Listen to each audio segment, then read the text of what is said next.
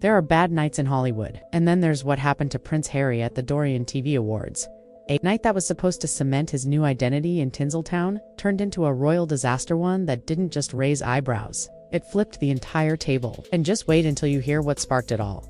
3 little letters, HR. But before we dive in, don't forget to subscribe. This story's only the beginning. Hollywood's mask is slipping, and you'll want to be here when the truth behind the glamour gets exposed now. Let's rewind. Prince Harry thought walking away from the royal family meant freedom, not rejection. He imagined palm trees, film deals, award shows, in a whole new kingdom of relevance. But Hollywood doesn't kneel for crowns. It bows to buzz, and only if you've earned it. That reality came crashing down hard at the Dorian Awards, a celebration known less for its red carpet and more for its sharp edge. Cultural commentary and unapologetic glam. And here's where it gets interesting. Harry arrived expecting applause. Instead, he walked into a room that barely blinked. It wasn't the Oscars, but make no mistake, it was still a room filled with power. Executives, creators, rising stars, and the people who decide what trends tomorrow. And right before the event, Harry's team made a request that instantly soured the mood. He wanted to be introduced, not just as Prince Harry, but as His Royal Highness. Let that sink in. The same man who publicly gave up royal duties in 2020, the man who sat across from Oprah claiming he wanted out of the monarchy's grip, was now insisting on royal treatment. The Dorian organizers declined, not out of spite, but out of policy. His HRH title is no longer legally usable in commercial or public events. It wasn't personal, but to Harry, it felt like betrayal. And what happened next? It wasn't just a scene, it was a full-blown implosion the night of the gala. Harry shows up solo. No Meghan, no fanfare, just him in a tux walking a carpet where no one seemed to care. Gone was the swagger he carried in past royal engagements. In its place, a tight-lipped smile, restless energy, and an unmistakable chip on his shoulder. Still, the room buzzed, until the moment came. The host steps up. Please welcome Prince Harry, Duke of Sussex. Polite applause, but something shifts. And Harry freezes. He doesn't stand, doesn't nod, just sits there, jaw clenched. The cameras catch everything. A second passes, then another, and then he bolts. No speech, no wave, just a sharp turn and a storm out. So dramatic it echoed through the marble ballroom. The doors didn't just open, they slammed. Phones flew up. Gasps spread like wildfire. The story was no longer the awards, it was the prince. Again. And here's where things spiraled into a digital frenzy. Within minutes, TikTok lit up, Twitter exploded, Instagram flooded with memes. One viral post showed a toddler in a plastic crown throwing a tantrum. Caption: Harry, after not hearing HR. Another: Meghan sipping green juice, while Harry storms out in split screen. The internet didn't just laugh, it pounced. But the real blow came backstage. Whispers started immediately.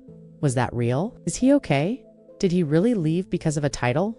And then came the joke, cold, sharp, and devastating. An A-list actor raised their glass and said, "Looks like the Dorians did what Buckingham couldn't. They told him no." The laughter, loud, the mood shifted. Harry wasn't the honored guest. He was the punchline, and Meghan. Nowhere in sight. Officially, her team blamed a scheduling conflict. Unofficially, no one was buying it. Meghan doesn't miss red carpets. Not when branding, exposure, and Hollywood handshakes are on the table. The theory, she knew, sources whispered, that Meghan had warned Harry not to press for the HRH title. That the gala was an opportunity to network, not to posture. That Hollywood doesn't play monarchy, it plays merit. And when Harry insisted on making the night about a title he legally couldn't use, she opted out. A smart move or a subtle protest, either way, the damage was done. By the end of the night, Harry's meltdown had eclipsed every award, every speech, every headline, and worse. Executives noticed, not with sympathy, but suspicion. Because here's the harsh truth. Hollywood embraces drama on screen, not off it. And what unfolded at the Dorian Awards was a red flag. A prince walking out over an introduction? That's not compelling, that's risky. One producer put it bluntly: you can work with divas or you can work with dukes. You can't work with both. Suddenly, the calls stopped. Meetings got rescheduled. Streaming deals that once looked promising, quietly shelved. Nobody wanted the drama. Not publicly, at least. But behind closed doors, it was all anyone talked about. The narrative had shifted, and Harry, he wasn't the rebel prince anymore. He was the man chasing validation and losing. And this brings us to Meghan's silence. Some saw it as strategic, others as distance. But one thing was clear: she didn't want the splash zone. As Harry imploded, Meghan was photographed in leggings, sipping coffee.com and unbuttoned. The visual contrast was brutal, and it didn't take long for rumors to swell. Were they splitting strategies? Had Meghan grown tired of Harry's obsession with titles? Was this the moment their joint brand began to fracture? One insider said it best. She's building a business. He's chasing a crown that doesn't exist here. And that's where it gets deeper. Because behind the glitz, the memes, the awkward headlines, this wasn't just a bad night. It was a warning. For years, Harry and Meghan controlled their narrative. They had Oprah, they had Netflix, they had media allies and public sympathy. But control is fragile. One wrong headline and the tide shifts, and shift it did. Polls showed the public overwhelmingly sided with the Dorian producers. Comments flooded and people were tired of the contradiction. Tired of hearing about leaving the monarchy, only to see it clung to in Hollywood. Authenticity cracked, and once it cracks, people stop squinting. The buzz around Meghan and Harry's project slowed. The Netflix deal, on ice. Spotify already gone. Now the meltdown had made them high risk. The brand that once stood for independence now looked like entitlement. And investors, they don't gamble on uncertainty. So what now? Can Harry redefine himself? Finally separate from the palace image he claimed to leave behind? Or will he keep chasing a version of himself that only exists in royal protocol and nostalgic headlines? Because here's the cold truth. In America, there are no royal titles, just relevance. And in Hollywood, if you can't adapt, you get replaced. The spotlight is still waiting, but it won't wait forever. So now, the narrative isn't just about a royal title, it's about a man who no longer seems to know where he belongs. And that uncertainty, it's poison in an industry built on image. Because for all the press Harry and Meghan once commanded, the truth is starting to sink in. Interest is fading. The public isn't looking for fairy tales anymore. They're looking for authenticity, relatability, something that doesn't feel so calculated. And when your every move feels like it's part of a branding strategy, people tune out. That's the slippery slope Harry's now on. Once seen as the prince who broke the chains of tradition, he's now perceived by many as the guy who still wants the perks without the responsibilities. And Hollywood. It's filled with people just as ambitious only. They didn't inherit a platform, they built theirs from scratch. So when someone with built-in fame walks into the room demanding titles, it doesn't inspire it triggers eye rolls. Even the people who once defended Harry began backing off. Journalists stopped framing his actions as bold. Commentators stopped calling it a culture clash. And fans, they stopped engaging with the misunderstood royal angle. The comments became harsher, more sarcastic. The sentiment had shifted. It wasn't poor Harry anymore. It was enough already. One tweet summed it up perfectly. You left the palace. Great. Now act like it. But perhaps the most telling response came not from Twitter or TikTok but from inside the industry itself. According to one insider, a top-tier streamer that had previously expressed interest in collaborating with Harry's team quietly pulled out of negotiations. The reason 2, unpredictable, 2, high maintenance. In a world where reputations can be built or broken by a single incident, the Dorian meltdown had become a cautionary tale. And Meghan, while she remained silent publicly, sources said she wasn't surprised by the fallout. In fact, according to one Hollywood consultant who worked briefly with the couple's brand team, Meghan had been trying for months to steer their image away from royal nostalgia and into something more modern, more American. But Harry, he couldn't let it go. He was still fighting a battle with the crown. Only now, no one else was playing. And here's the irony. The very platform they tried to build post-royalty authenticity, independence, transparency was now being unraveled by their own actions. By trying to demand respect through outdated titles, they had betrayed the very message that once made them relatable. So what's next for the Sussexes? Insiders say damage control is already underway. Crisis PR firms have been quietly contacted.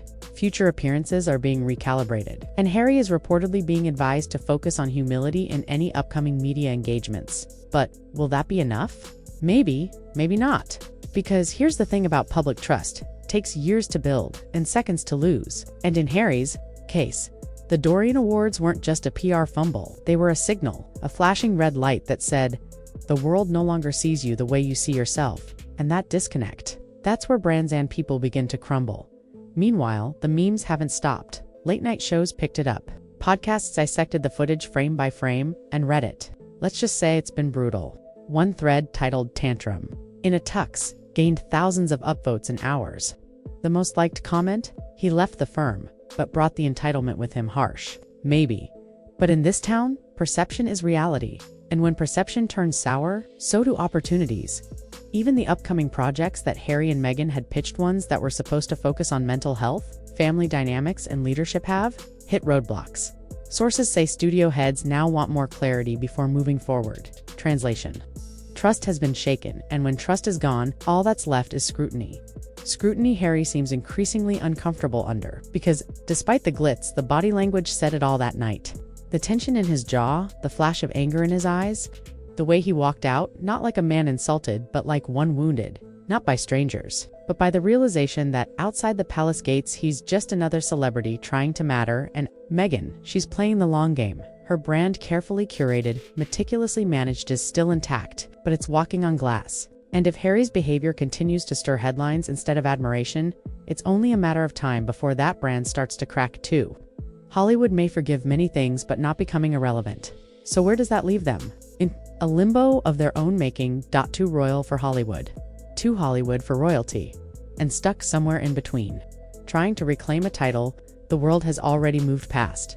And maybe that's the saddest part, because there was a moment not long ago when Harry and Meghan were seen as disruptors, game changers, voices that challenged the establishment. But now, they risk becoming symbols of what happens when the message gets muddled and the ego gets louder than the purpose. So what should Harry do? Step back, reflect, rebuild, not on royalty, but on something real. Because the world doesn't need another prince. It needs people who know who they are without a title.